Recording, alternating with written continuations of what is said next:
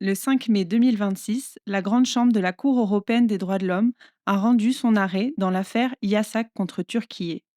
Cette affaire concerne un requérant condamné pour appartenance à une organisation appelée FETÖ-PDY, que les autorités turques qualifient d'organisation terroriste armée et qu'elles tiennent pour responsable de la tentative du coup d'État du 15 juillet 2016. En 2017, M. Yasak fut accusé d'être membre de cette organisation et d'y avoir mené des activités dans la branche éducative. Un an plus tard, il fut reconnu coupable et condamné à une peine d'emprisonnement.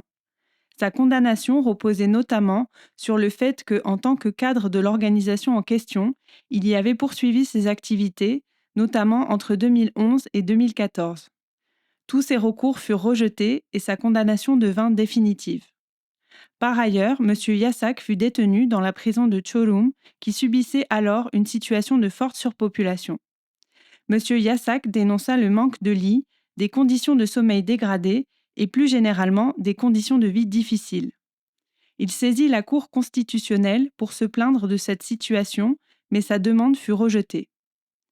Dans son arrêt de grande chambre, la Cour européenne des droits de l'homme a dit qu'il y a eu violation de l'article 7 et violation de l'article 3 de la Convention européenne des droits de l'homme.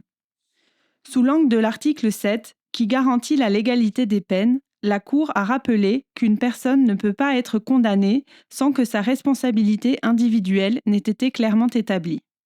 Cela implique notamment de prouver son intention morale, c'est-à-dire que la personne savait ce qu'elle faisait et connaissait les conséquences de ses actes. La Cour a ainsi constaté que les juridictions nationales n'ont pas cherché à démontrer l'intention morale du requérant.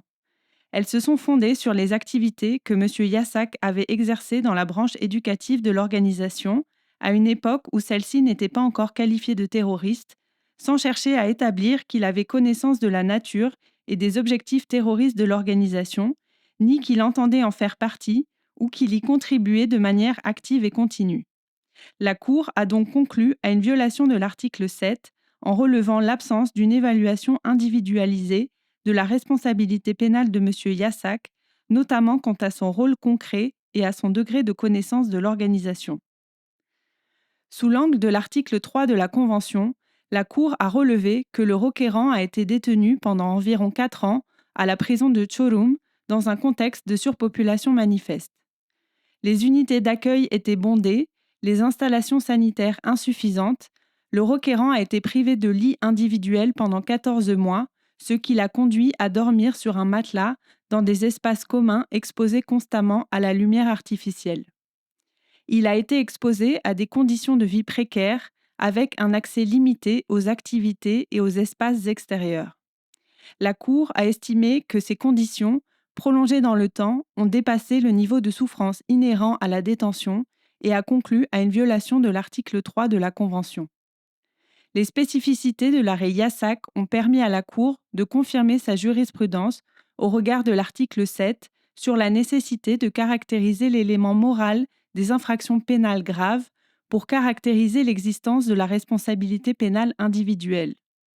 S'agissant de l'article 3, elle a également mis en évidence l'importance de l'appréciation de l'effet cumulatif des conditions de détention précaires dans un contexte de surpopulation prolongée.